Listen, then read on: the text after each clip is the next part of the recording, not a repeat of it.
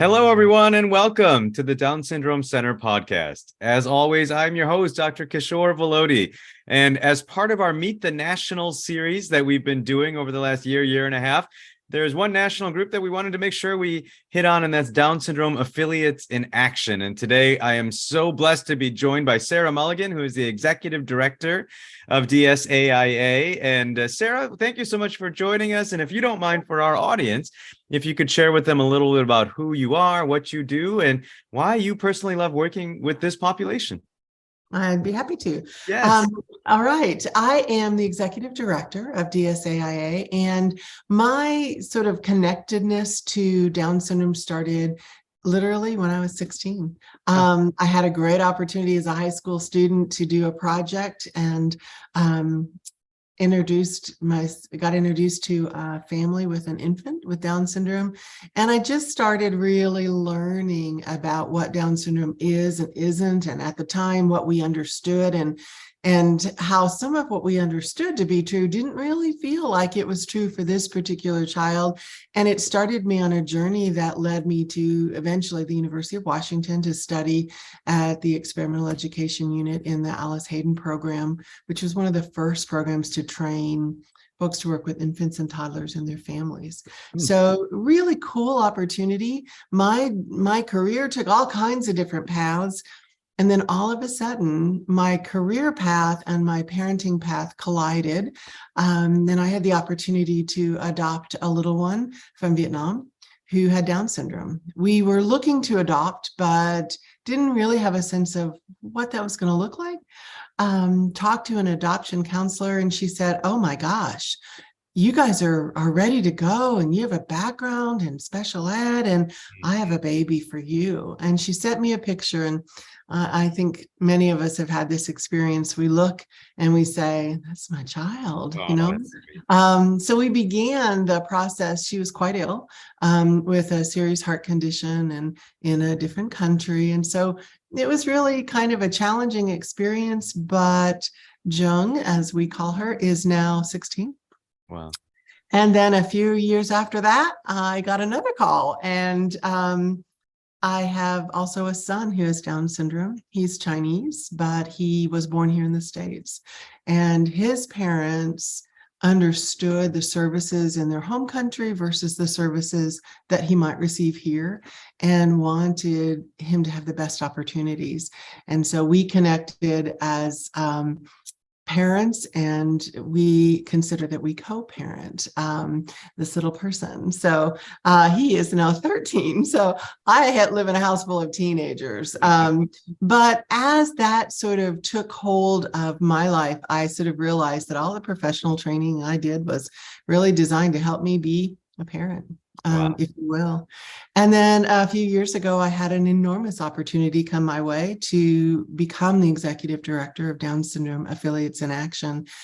And I just sort of felt like it was back merging what I know to do professionally, what I want and see the need for as a parent. And that's kind of what got the ball started.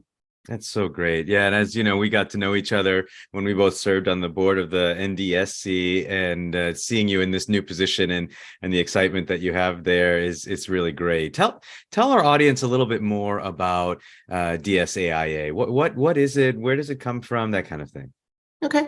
Yeah. Let me tell you just kind of, I'm going to take you back to about 2008. Okay. A group of leaders in the Down syndrome community. These are individuals who ran local Down syndrome associations, local, state, regional, but they ran these organizations, and they periodically would see each other at conferences like NDSC or NDSS or one of the more national conferences, and realize that they have so much in common. And they have such a strong need to connect with each other and learn from each other. And so back in 2008, a group of people sat down literally at a conference table and said, we need to help each other. We can be stronger if we connect, if we learn from each other, and if we have sort of a more formal way to demonstrate that as these local affiliates, we have an enormous strength and an enormous ability to help and support the National Down Syndrome community. So that went on with a bunch of conversations and discussions. And then in 2010, we became a membership organization. We're actually called a trade association. Our members are organizations, not individuals. So for example, the Montana Down Syndrome Association is a member of DSAIA. And because they are a member, their board members and staff and volunteers can also participate fully in what we do. I think one of the main reasons that DSAIA formed was that we recognized the value of local leadership and the sort of maybe not so startling discovery that many Down syndrome associations around the country do similar things. They have programs for new and expectant parents. They have adult services. They have tutoring programs. They have parent support groups.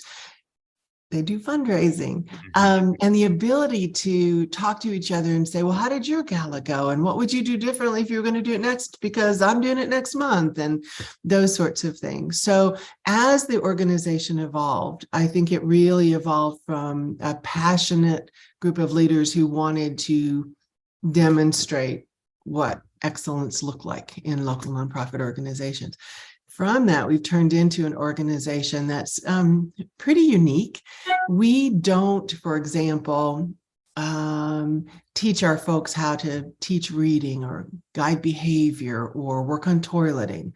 Those tasks and skills are really covered well by other organizations. What we do is talk about how to fundraise, talk about how to collect data, what data you need, how to use it, how to evaluate the impact of the programs that you're doing with kids and families, and how to really work in your community to make your community a better place for individuals with Down syndrome.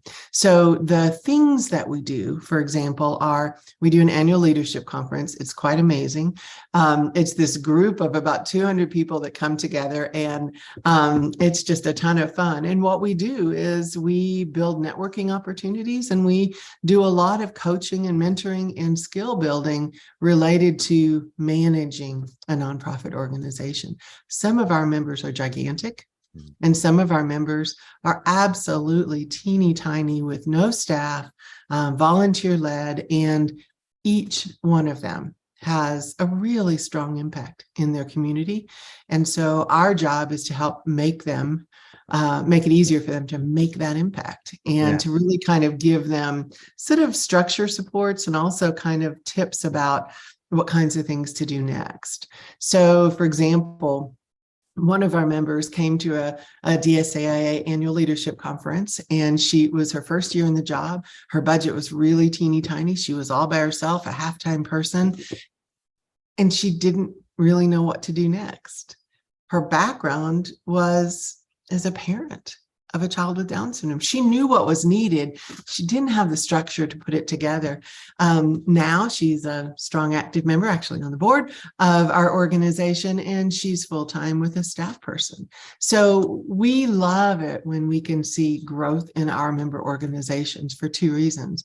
One, because it means that what we're doing works. And two, because that means they are making a better, bigger, more lasting impact in their communities.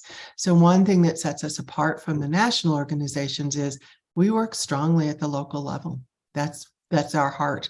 And I think as a parent, I know what I want and need in my community. I know how I want my community to receive my children and to give them opportunities. And I think it's really important that we maintain and strengthen a local Down Syndrome Association network so that no matter where you are as a parent, you know that your child's going to get some support and that your family is going to be supported to kind of take this journey. That's wonderful. So if I'm understanding correctly, and just to clarify for our audience too, so let's say a local Down syndrome group in a community is kind of doing it on their own. They're not sure how to really serve this particular area or this particular part of the need that they find in their community.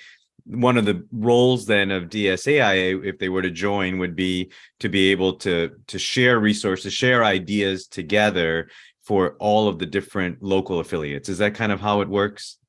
It is. So Yeah. to share ideas and resources, and very particular, we have a few resources that I think jump out to me as like, oh goodness, as I watch some of our newer organizations come. One of those is a private discussion group. It's members only. And we have an opportunity in that group for members to say, help. Because of a tornado, we just had to cancel our buddy walk. What do I do? Has anybody ever had this happen before? And people just flood with this is what happened to us. Maybe try this, ask this person, see if you can. So it's support, but it's also really concrete ideas. Yeah. So when there's a problem, you know how it's like when you go to a conference, you come back with great ideas, but on Thursday, you might have a real challenge. And that's when you need information and support and help. So that private group is really helpful. It's especially helpful, I think, for newer organizations or organizations tackling a new program or a new fundraising idea. In addition to that, we have this amazing resource library.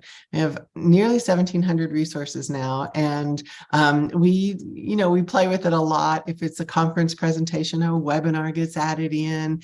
If somebody says, gosh, I'm looking for a sample contract for X, we go to work and try to find sample contracts and pop them up so that people have information. If they want to know how to do board training, we have a bunch of information. So that's really, really important. And then we do webinars once a month for all of our members. They're also open to other organization leaders that aren't members.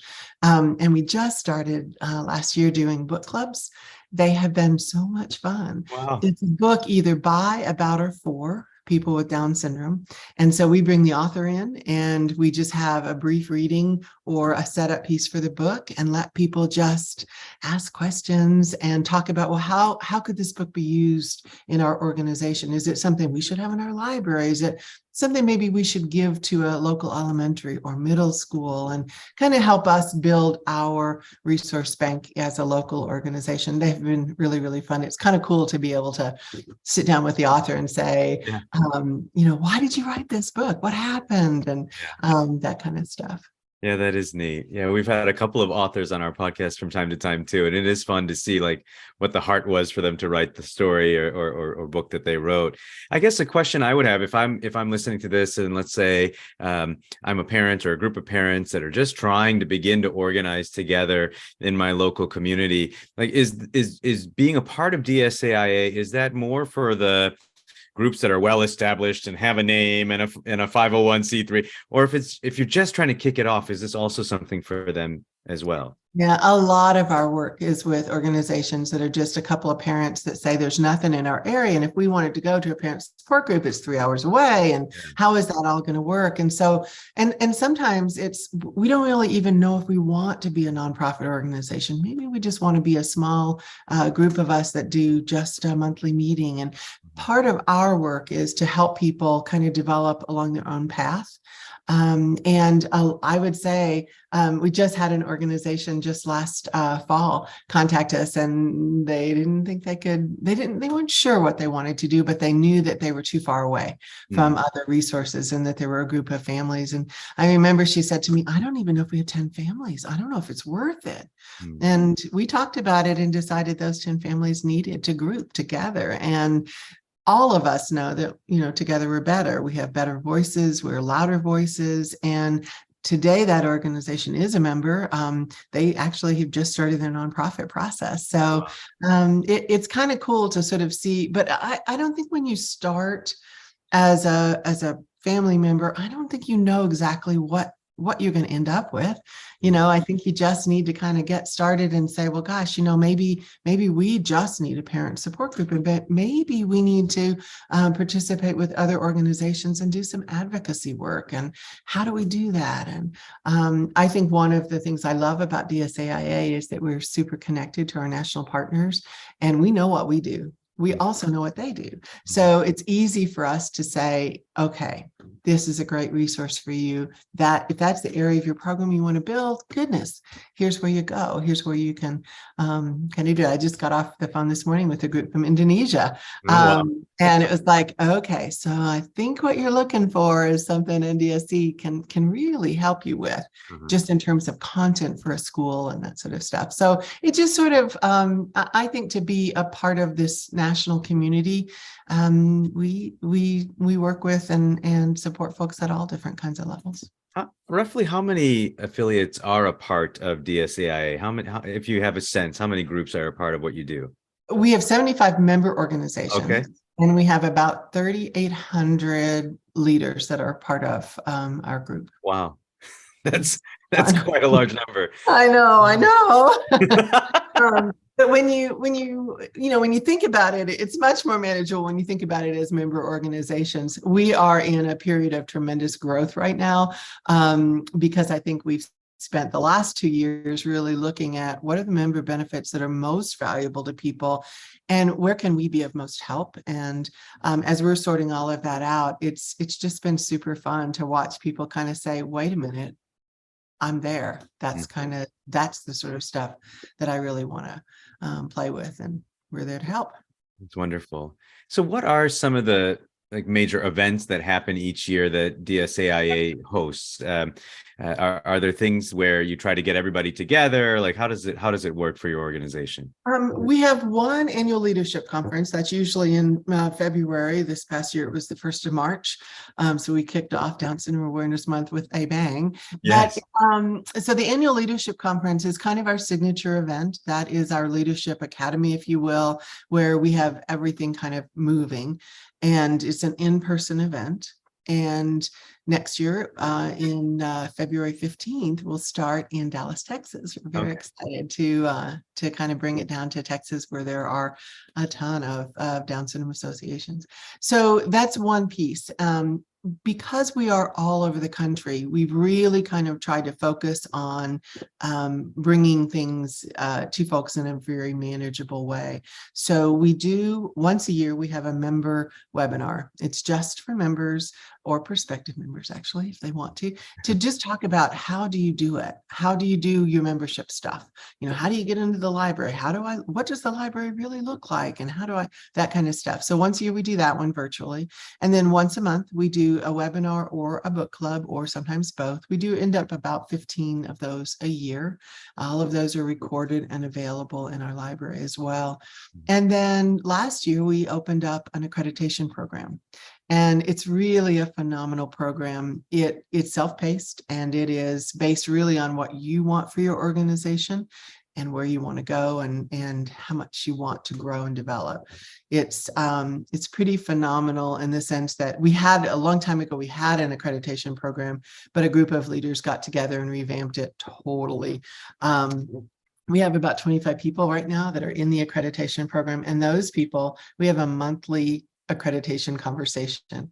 And it's just a chance for people to jump on and say, I do not know how I'm supposed to take data. I mean, I have an Excel spreadsheet, and that's about all I can handle. And how do I use that information? And so we have those kind of nitty-gritty conversations, if you will, and then just kind of help people stream along and get through to accreditation. In the next couple of months, I'm assuming, we think we've got 3 that are ready to be accredited that will go before the review panel. And so that's kind of exciting, I think. Yeah. And then we have something that we have called in the past leader circles. Those are also very small group monthly meetings. And that is a group you're paired with other people who share your role. So for example, if you're the board president, you'd be paired with other board presidents and have an opportunity to meet monthly to address challenges and solutions, and kind of learn from each other in a group of about 6 to 7 people. Those circles are very, very popular, and because they're targeted by role. If you think about, like, what if you're the president of the board, you have no staff, this is your first year as a DSA, imagine how valuable it would be to be paired with other people in a similar position or a couple of steps ahead of you. So again, I hope you're getting the sense that our ability to connect people is one of the strengths of DSA. And so it doesn't matter if you are the only person in your community that thinks you should have a Down syndrome association. We can connect you with others who can kind of bring that to life. That's wonderful. So if somebody listening to this podcast represents or is part of an organization or thinking of making themselves into a Down syndrome association of some sort, how do they get involved with and partner with what it is that DSAIA is doing? What's the process? Well, the easiest process, to jump on our website, dsaia.org, and just kind of browse and look through some of the member benefits, look through some of the current events. You'll see that we are connected to the other organizations, and so you can watch to see where the conferences are from all of our national partners and our local affiliates as well. So you can jump on the website and kind of get a good sense. There's a member tab, and it has some answers to some of the more common questions that people have about, does this fit me? Is this right? And it has a link to ask for more information. And then we just chat. We're very much a personal organization. And so if you call and want to talk with DSAA, you're either going to talk to me or you're going to talk to one of our board members, and you're going to quickly get a sense of what our community looks like and feels like, and hopefully what we can do to support whatever you're doing. So like I said, some folks are just, it's me and my friend down the street. We're not really an organization, but we need that information. We need to know how to start fundraising. We need to know, how to have the mayor do a proclamation for World Down Syndrome Day. We need to know some of these things. And I think that's where it really benefits you to connect with others who also need to do those things. Yeah, that's great. Well, thank you so much for joining us today on the podcast, Sarah, and just sharing a little bit about what it is DSAIA does. Is there anything that you wanted to add to, or any parting thoughts you want to make sure our audience knows about what it is that you guys do? I think we've covered almost everything. Perfect. I think the last thing I'd want to just say is that if you think DSAIA, think that we are a community of leaders. And when we think about leaders, we think about people who are, at whatever capacity, trying to make their community more accessible and more functional for individuals with Down syndrome. So you may not see yourself as a leader in your community, but if you catch that importance of really sort of looking at your community and making it a better place, I think DSAIA has some resources that can really, really be helpful. That's perfect. Well, thanks again so much. And to our audience, I hope, that you found this as helpful as I did in terms of figuring out exactly where DSAIA fits in so beautifully and perfectly within the work that is done all over this country for people with Down syndrome. And I love the national with a local kind of feel to it. It's beautiful. And thank you for what you do. To our listeners, if you have any other topics that you would like us to cover on this podcast, to just send me an email at downsyndromecenter@chp.edu. And if you would like to join us in what we do in partnering with what the Down Syndrome Center does here in Pittsburgh, you can go to givetochildrens.org/Down Syndrome Center, and we would be glad to partner with you in that way. But until next time, bye-bye.